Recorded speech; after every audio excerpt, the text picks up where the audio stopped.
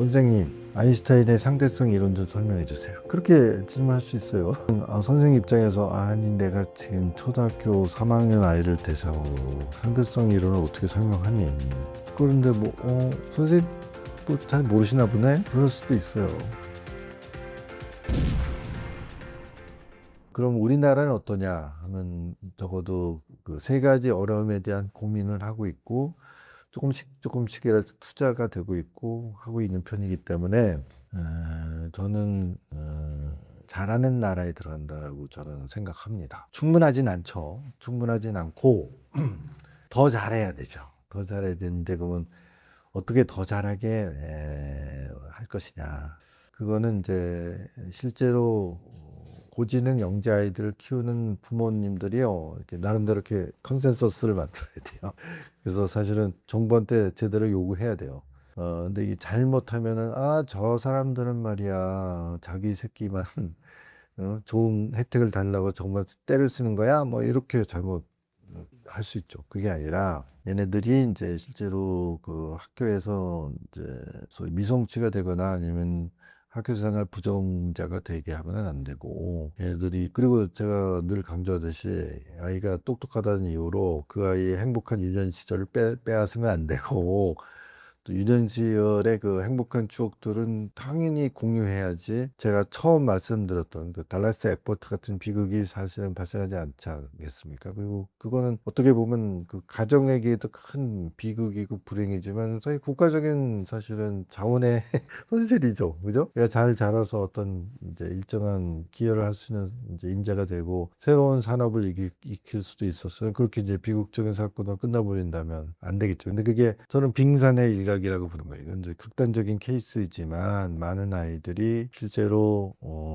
많은 역량을 제대로 키우지 못하고 잘 키워주면 걔네들이 혼자 잘 먹고 잘 사는 게 아니라 새로운 어떤 산업적인 혹은 뭐 국가적인 혁신을 이뤄내고 그 국가 경쟁을 만들어내고 튼튼한 국방을 하고 그다음에 뭐 그런 세계적인 이제 자원의 문제든 뭐 환경의 문제든 뭐 전쟁 방지의 문제든 그런 부분에서도 아주 훌륭한 기여를 할 수 있는 인재들이 많으면 많을수록 좋겠죠. 근데 이게 이 경쟁 그 패러다임에 들어가면요, 많으면 많을수록 좋은 게 아니야. 우리 아이만 잘 교육받고 나머지 애들은 좀 망가져야 돼. 뭐 그렇게 될 수도 있어요. 근데 그게 이 살인적인 입시 경쟁이라는 게 사실 그거 아닙니까? 아이들이 같이 성장하는 모델을 우리가 만들어줘야 되는데 아니야. 다른 애들 다 이겨 먹어야 돼. 그러니까 좋은 학교는 내 아이가 들어가고 경쟁되는 쟤들은 들어가면 안 돼. 뭐 이런 식으로 이렇게 우리가 그런 이제 정신적 모드에 빠지면 이게 뭐 얼마나 이게 불행한 겁니까? 저 집단적인 사회적 그 히스테리가 되는 거고요. 얼마나 많은 자원이 낭비가 되고요. 그렇지 않게. 그래서 제가 영재 교육으로 시작했지만 영재 교육을 잘하면 교육 전반의 효율성을 높여줄 수 있습니다. 그 교육 전반이 업그레이드가 되고요. 그런 시스템화에서 성장한 아이들을 모두 행복 지수를 고루고루 높여줄 수 있습니다. 그 고지능 영재아를 일반 학급에다가 그냥 내버려 두면요, 얘 혼자만 괴로운 게 아닙니다. 말썽을 엉뚱한 소리 하고요, 수업을 방해하고요, 선생님을 괴롭힐 수 있어요. 뭐 제가 그 쉽게 예를 들어볼게요. 애가 탁 손을 들고 질문을 해요. 선생님, 아인슈타인의 상대성 이론 좀 설명해 주세요. 그렇게 질문할 수 있어요. 그러면 선생님 입장에서 아니 내가 지금 초등학교 3학년 아이를 대상으로 상대성 이론을 어떻게 설명하니? 그런데 선생님 뭐 잘 모르시나 보네? 그럴 수도 있어요. 그리고 너 이 새끼 너 수업 시간에 엉뚱한 질문 하지 마. 아니 학생이 선생님한테 질문도 못해요? 제가 뭐 나쁜 거 하자는 게 아니라 전 그게 궁금해요. 그렇게 얘기를 해버릴 수가 있어요. 응? 얘가 어디서 뭔가 인터넷에서 뭔가 주워 들은 얘기를 가지고 이것저것 막 질문을 던질 수도 있잖아요.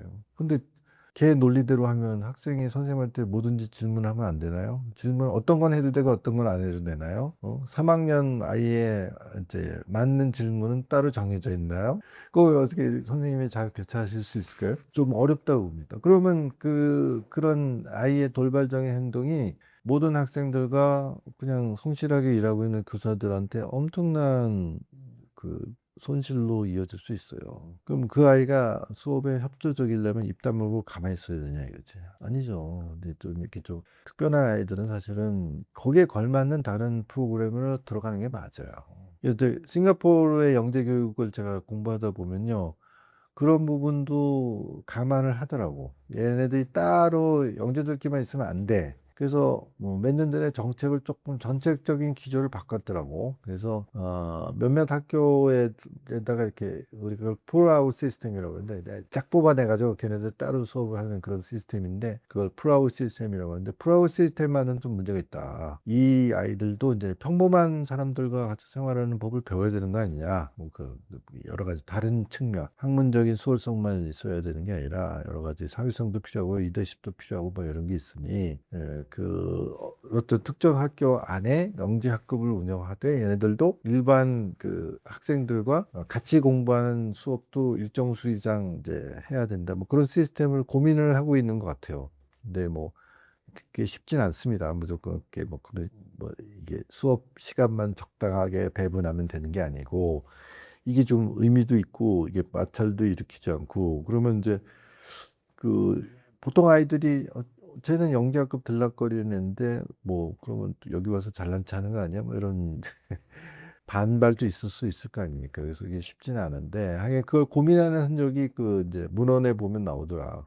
그리고 이제 가장 크게 지금 그 싱가포르를 제가 부럽게 생각하는 것은 초등학교 3학년 되면 전수 검사를 하는 거예요. 1학기 정도에. 그래서 한 10% 정도의 아이들을 걸러내는 거예요. 그래서 걔네들한테 약간의 심화 교육의 기회를 준다 뭐 그렇게 돼 있고. 그다음에 이제 2학기가 되면 그 중에서도 1%를 또 걸러내요. 걔네들은 심화속진 뭐 그런 교육 프로그램을 제공하는 것 같습니다. 그래서 걔네들 한 14살 정도 되면 이제 대학에 진학할 수 있는 자격을 부여하는 것 같습니다. 그러면 뭐 싱가포르 국립대학 같은데 당연히 이제 진입할 수 있게 해줄 수도 있고 아니면 뭐 유수한 다른 대학에 유학을 할 수 있는 걸 지원하기도 하고 그래서 체계적으로 전체 그 학생들 중 한 1% 정도는 이제 집중적으로 성장시키는 모델을 가져가고 있거든요. 근데 우리나라는 체제가 그렇진 않습니다. 영재고 과학고가 대표적인 영재 학교 역할을 해요. 그래서 그 학교는 대충 보니까 영재고등학교는 전체 인원 한 0.2% 정도 되고 과학고는 한 0.4% 정도 됩니다. 그래서 한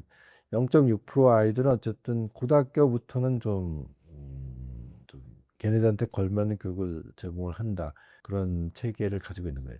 이제 그런 체계를 가진 나라도 흔하지 않다니까요. 예? 물론 이제 싱가포르 한 1% 정도 내지는 조금 더 넓고 10% 정도 혜택을 주는 체제를 어느 정도 이제 꾸려가고 있는데 그거에 비하면 우리는 훨씬 대상자 폭도 넓혀야 되고 그다음에 그러면 고등학교 입학 전에는 어떡할 거냐. 초등학교, 중학교는 여전히 애들 지루해 하고 걸맞지 않는 어떤 교육 시스템에 방치하느냐. 그걸 네가 살아나야 돼. 그걸 견뎌내야 돼. 그럼에도 9년 동안은 어쨌든 학교 생활을 잘 이겨내고 거기서 네 능력을 증명해서 여기 들어오면 교육시켜줄게. 이런 시스템이란 말이에요. 물론 이제 초등학교, 중학교를 학생을 위한 영재 교육도 있긴 있어요. 있는데 이게 아까 얘기한 풀아웃 시스템이 아니고 이제 뭐 일주일에 한 번 정도 이런 교육을 해줄게요 하는 이제 특별 과외 뭐 그런 부가적인 서비스로 제공이 있네. 근데 얘네들이 이제 아까 말씀드린 것처럼 그 나머지 대부분의 수업 시간에는 자기도 도움을 못 받지만 오히려 수업을 방해하는 역할을 하게 된다. 이게요. 네, 그런 문제를 좀 근본적으로 좀 잘 해서 최소한 방해는 안 되게 하는 것만 해도 큰 도움이 될 겁니다. 그러면 그런 아이들이 이렇게 섞여 있음을 해가지고 수업 진행에 되게 어려움을 그 느끼고 있는 교사가 꽤 있을 수 있거든요. 제가 보기에는 교사들 중에 한 10% 이상은 좀 어려움이 있을 거라고 봐요. 근데 그게 이제 해마다 바뀌니까 결국 그런 경험을 한 이제 교사들은 훨씬 더 많겠죠. 그러면 그 교사들은 이렇게 그 영재아에 대한 그 오히려 이제 반감을 느낄 수도 있을 거 아니에요. 똑똑한 새끼들은 좀 안 되겠는데 좀 아예 학년 초부터 이제 확실하게 내가 그 길을 눌러봐야지 뭐 이런 이제 잘못된 그런 방향을 찾을 수 있습니다. 근데 이제 대신에 얘는 좀 일반 교실에서는 좀 수업하기 어려울 것 같은데 그러면 자기가 이제 학교나 뭐 어떤 교육청 뭐 이런 데 리포트가 돼가지고 그런 애들은 일반 교실에서 이렇게 말썽 부리지 말고 저기 가서 뭐 좀 그러면 우리가 의뢰할 수 있는 백업 시스템이 어느 정도 체계적으로 돼 있으면 그것도 서로에게 도움이 될 것이다. 저는 그렇게 확신합니다. 근데 뭐 어렵죠. 마찬가지입니다. 그럼 누가 그런 교육을 필요로 할 정도로 떼내야 되는 학생이 어떻게 판정할 것이냐? 그거 뭐 판정 제대로 하는 거 맞아요? 당신이 뭔데 그래요? 뭐 이제 그러니까 교사의 일방적인 평가로 얘는 이러네 아니 얘는 말썽쟁이 뭐 얘는 뭐 그냥 우리 교실에 있어도 돼 그 교사한테 다 알아서 하라고 하기에는 이제 이 사람들을 좀뭐 판단할 수 있는 근거들이 있어야 되겠죠. 난 잘 모르겠는데 한번 점검해 주세요 하는 백업 시스템이 있으면 그런 아이들을 많이 이제 평가를 해본 전문가가 또 객관적인 평가도 하고 그걸 이제 적절하게 어레인지 해주는 조정해주고 뭐 분류해주고 하는 그런 시스템이 하루빨리 만들어져야 되지 않을까? 그러면 뭐 싱가포르처럼 전체 아이들을 이제 전수검사하는 그런 시스템이 뭐 경우에 따라서는 오히려 그게 더 경제적이지 않을까? 효율적이지 않을까? 그런 고민도 했는데 그러한 노력을 하는 나라가 사실은 싱가포르 빼고는 거의 없다는 거죠. 중국은 뭔가 어떤 식으로도 전국에서 인재를 골라내는 시스템이 있긴 있고 그렇긴 한 것 같은데 뭐 다른 나라는 안 하겠습니까? 다 하겠죠. 제각기 하고 있는데 뭔가 전체 학생들 중에서 우리가 빠지지 않고 숨겨져 있는 그런 흙 속의 진주 같은 애들을 이렇게 잘 빠짐없이 걸러낼 수 있는 시스템도 필요하고요. 그리고 그게 이제 편차가 크거든요. 우리가 흔히 영재 뭐 얘기하지만 이게 그야말로 0.1%짜리 영재도 있고 0.5%짜리도 있고 1%짜리도 있고 10%짜리도 있고 뭐 이렇게 사실은 편차가 더 커요. 그리고 얘네들은 이게 뒤바뀔 수도 있어.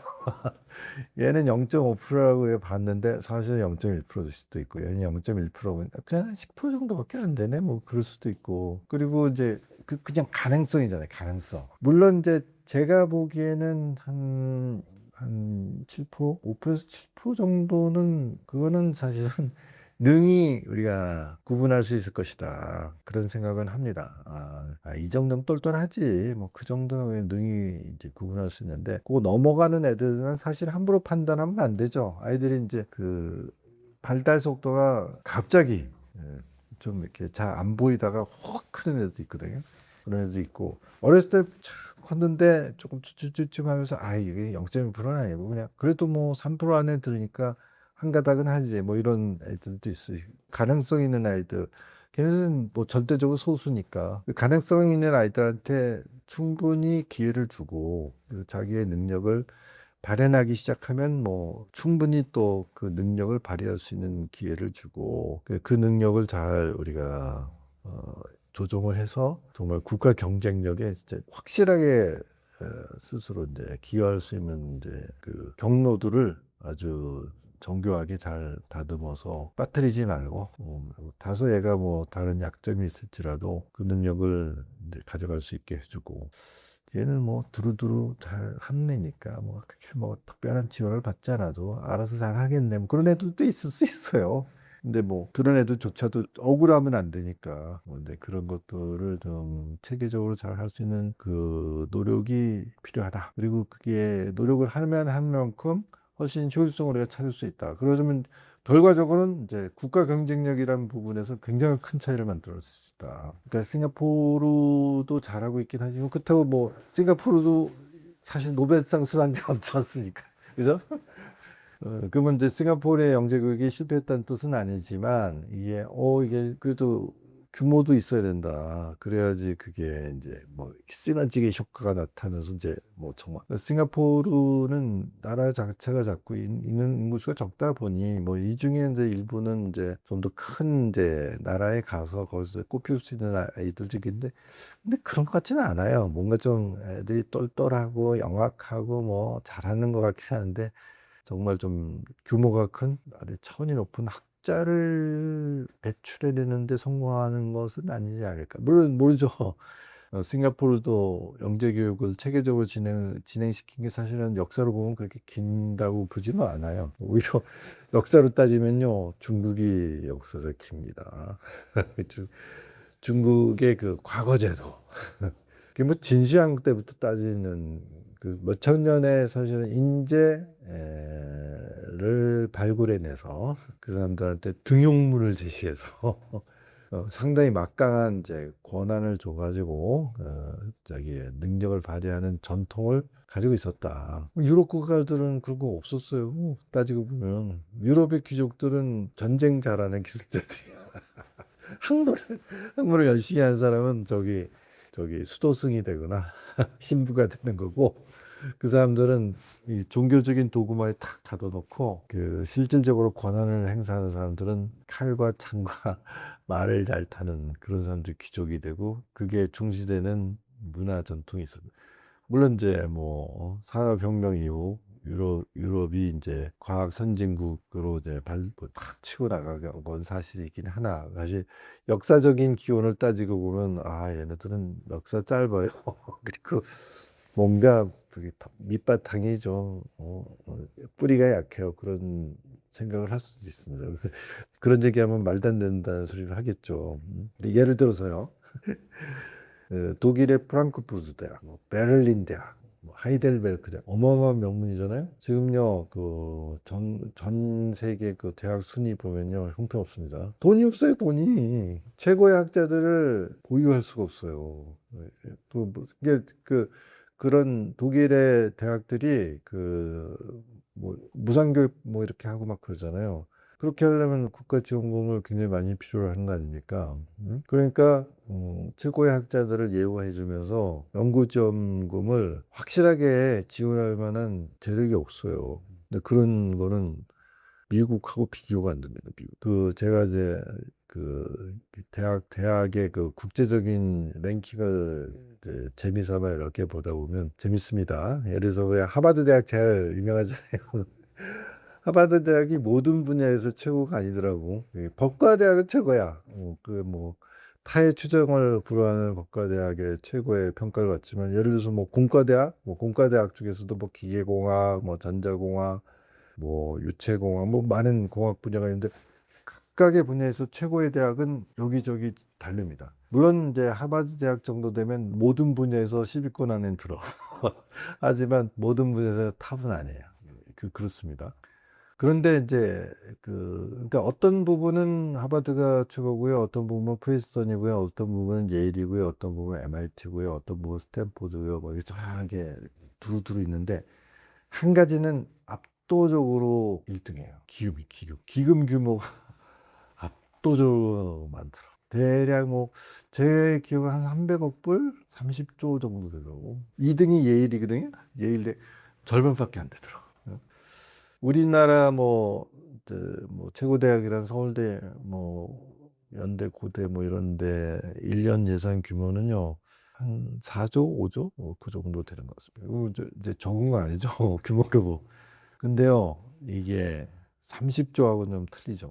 그러면 국가 예산이 30조가 넘는 나라가 사실 몇 개 안 돼요. 우리나라가 이제 국가 예산이 650조 정도 되니까 우리가 큰 나라입니다. 예산 규모로도 아마 10위권에서 한 15위권 될 것 같은데, 그러니까 국가 예산이 10조가 넘는 나라 쭉 하면은 100개 안 돼요.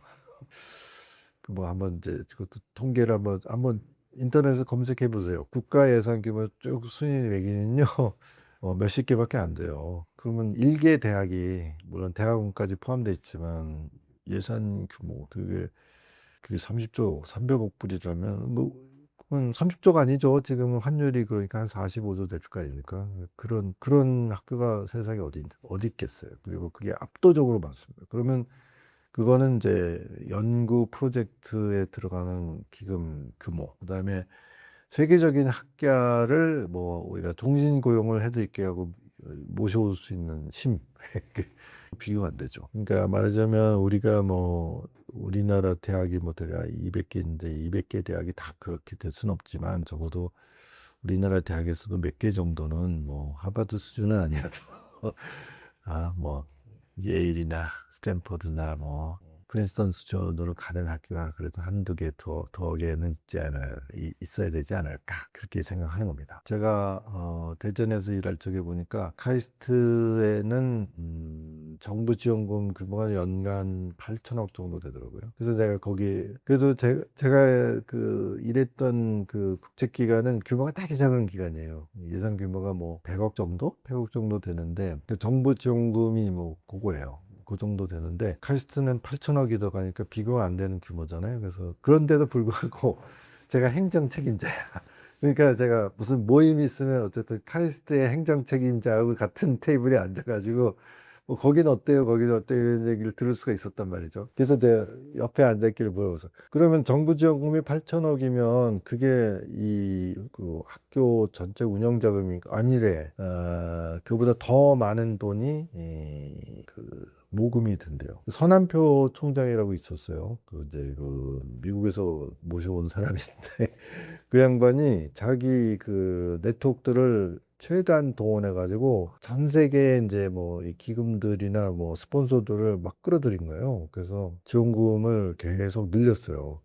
한번 그런 걸 이렇게 엮어놓으면 지속적으로 받나 봐. 그래서 정부 지원금보다 비정부 지원금이 훨씬 더 많아요. 그렇게 얘기하더라고. 그러면 대충 한 1조 몇천억 되겠네 그렇게 생각할 수 있습니다. 근데 학생 수는 훨씬 적거든요. 카이스트가 1년 입학 학생 수가 1000명이니까 서울대는 3500명, 연대고대도 비슷합니다. 그러면 그 소위 우리가 얘기하는 탑 브랜드의 세계 대학이 브랜드 이 파워도 높지만 규모가 제일 커요.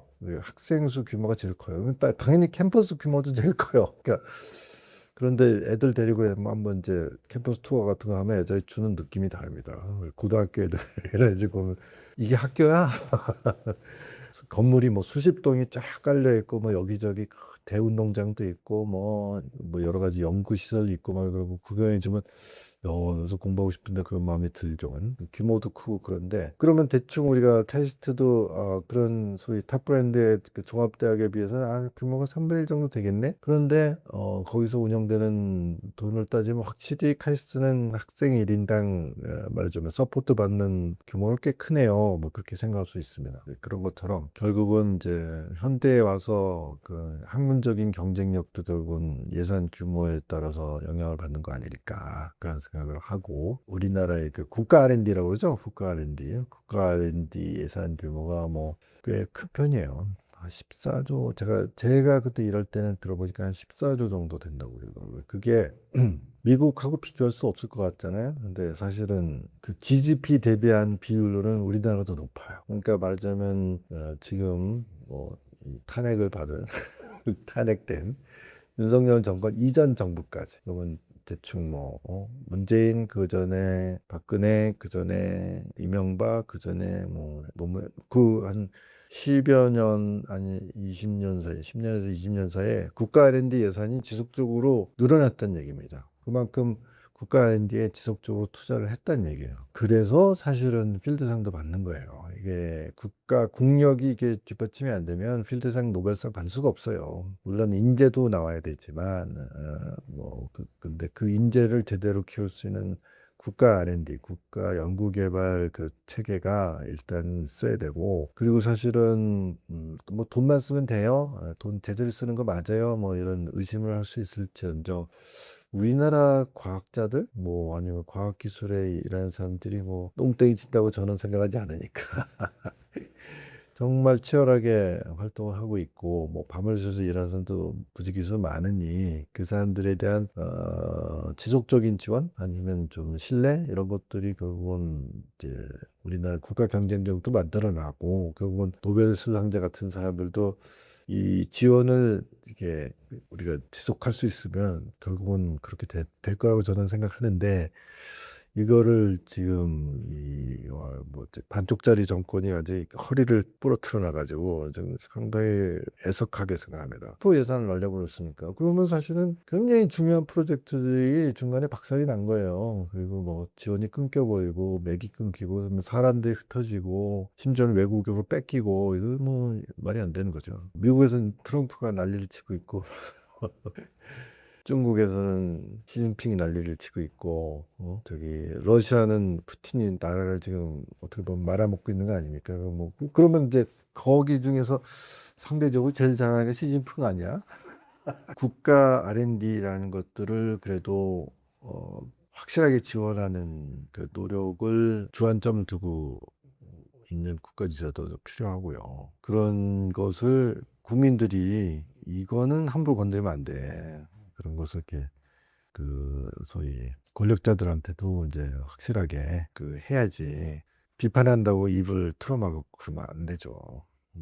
저도 뭐 머리가 하얗지만 여전히 공부를 하고 있고요. 그리고 이제 조금 이게 좀 정리가 돼서 그 사람들한테 좀 이런 것들을 같이 의견을 좀 같이 해봅시다 하는 그런 그 내용들이 조금씩 정리가 되면 제가 또 기회를 얻어가지고 같이 얘기를 나눌 수 있는 기회를 정기적으로 만들었으면 좋겠습니다.